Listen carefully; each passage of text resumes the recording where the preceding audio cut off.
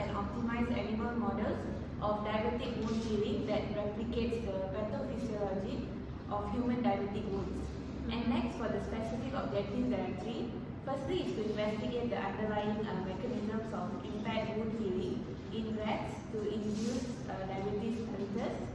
Secondly is to induce biomarkers that can predict the healing outcomes of diabetic wounds in rats and potentially translate them to human patients.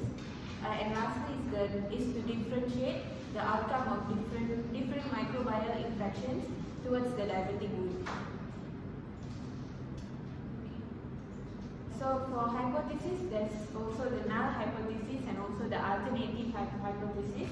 So for null hypothesis, there is no significant difference in the rate of wound healing between diabetic rats treated with the intervention under investigation and diabetic rats treated with a control treatment or no treatment. And for alternative hypothesis, there is a significant difference in the rate of wound healing between diabetic rats treated with the intervention under investigation and diabetic rats treated with a control treatment or no treatment. So basically it's the opposite.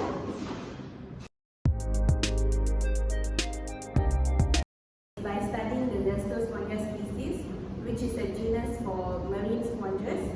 So while the sponges may seem to be unrelated to cardiovascular system at the first glance, it may also certain research has shown that certain compounds derived from the organisms can have a significant impact on the cardiovascular system.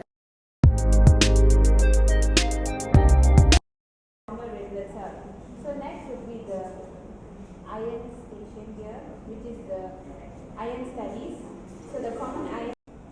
So finally, I'll be talking about the advanced technology. So there are three advanced technology, which is the mobile health technology, data analytics and machine learning, and also the clinical decision support system.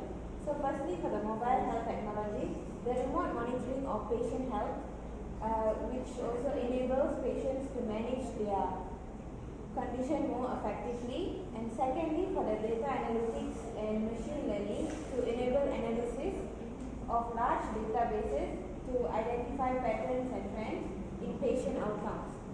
So lastly, for the clinical decision support system, it is to provide the clinicians with a real-time patient-specific recommendation, so such as appropriate dosing of medication and laboratory test indications. All right, well done.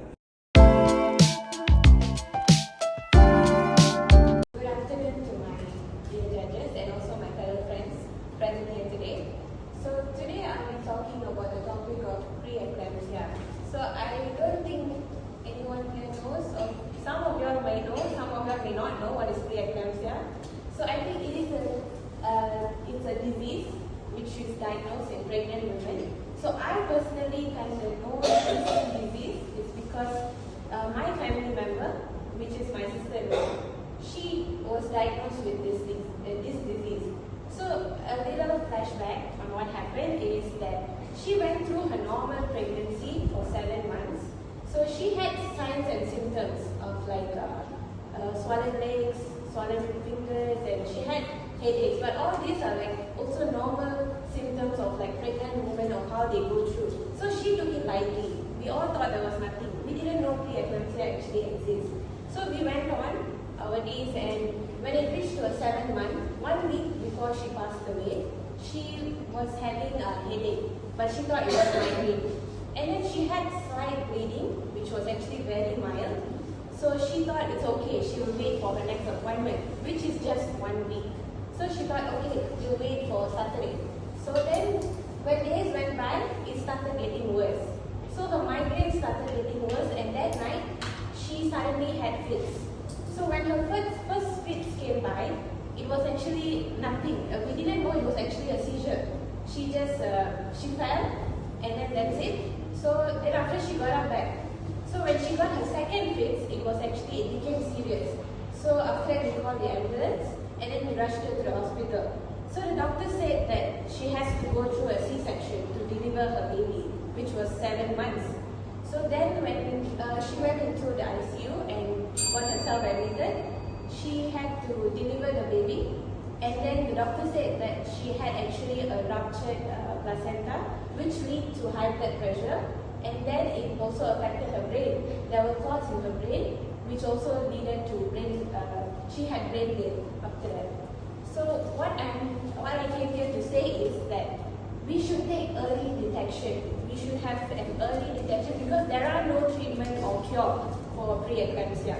So firstly would be the urine analysis to actually see the amount of protein in your urine sample, and next would be the blood test to check your platelet level, and also for the measurement of your blood pressure so that your blood pressure doesn't go too high because it will also affect the baby, and also the fetal ultrasound to check your placenta function. So I think everyone here has a family member or anything, so you all have to make sure that they don't go through the same thing.